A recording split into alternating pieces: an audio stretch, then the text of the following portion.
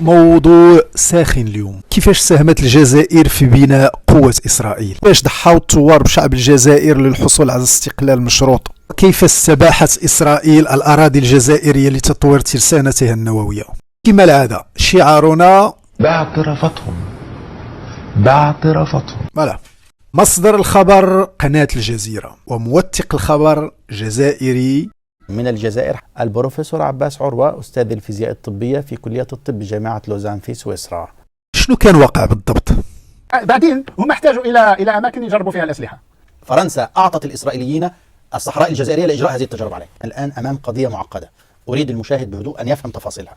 اكزاكتومون بحسن، راه كاينين شي ريوس قاصحين في التجارب الكيماوية في عين ناموس. لماذا يمنح الثوار الجزائريين الفرنسيين حق تدمير أرض الجزائر وشعبها بالقنابل النووية وفق اتفاقية سرية؟ والله ويقال أنها اتفاقية استقلال. سمعت قال لك لو ما قبلناش كنا نأخر الاستقلال. معنى ذلك أن هؤلاء يتحملوا مسؤولية فيما حدث للشعب الجزائري ويحدث إلى اليوم جراء هذه التفجيرات.